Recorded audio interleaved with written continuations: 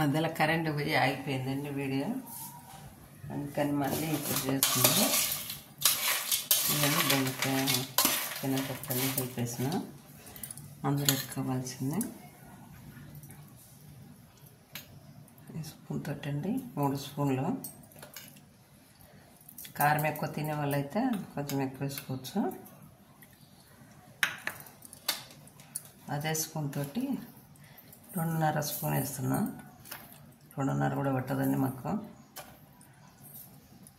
తక్కువనే వేసిన. ధనియా పౌడర్ అండి 1 స్పూను.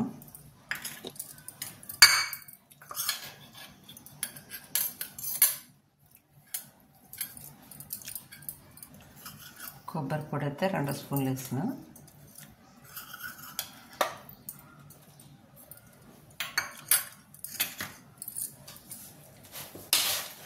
సరిపోతుందండి.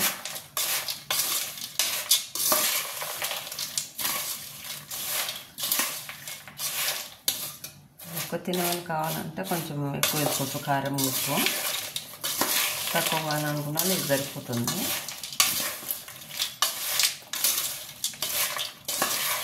ఈ ఫ్రై 15-20 రోజులు ఉంటుందండి, మంచిగా ఉంటుంది.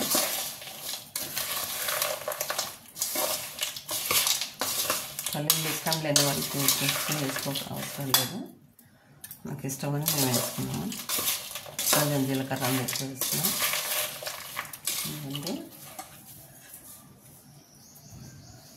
ఇదండి తాలింపు, ఎల్లిపాయలు, జీలకర్ర, ఆవాలు, ఎల్లిపాయలు కొంచెం పొడక కట్ చేసినట్టు చీరినట్టు అనాలి వేసేసుకున్నాము. ఇందులోనే కలిపేసుకున్నాము.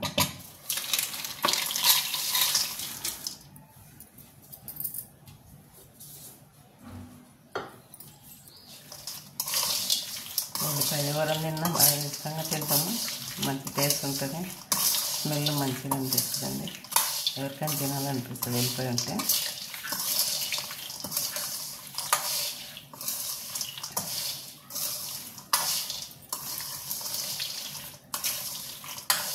పప్పు లేదా ఒక రసం లాగా ఏదైనా పెట్టుకొని ఇలా పెట్టేసుకున్నాం అనుకోండి. అప్పటికప్పుడు టమాటా రసం అలా చేసుకున్నాం.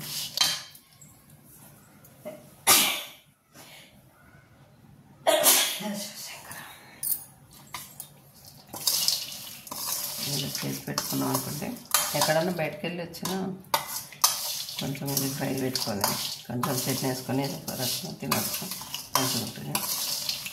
చూడండి ఎలా ఉంటుంది. నేను ఫ్రై చేసేదాకా వీడియో ఉన్నదండి. తర్వాత మళ్ళీ కట్ అయిపోయింది కరెంటు బిల్లు. చూడండి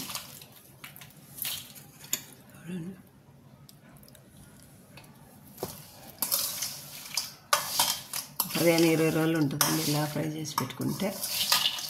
మీరు చేసి చూడండి, ట్రై చేయండి. ఎలా ఉందో కామెంట్లో ఉంటుంది. నచ్చినట్టయితే లైక్ చేయండి, షేర్ చేయండి.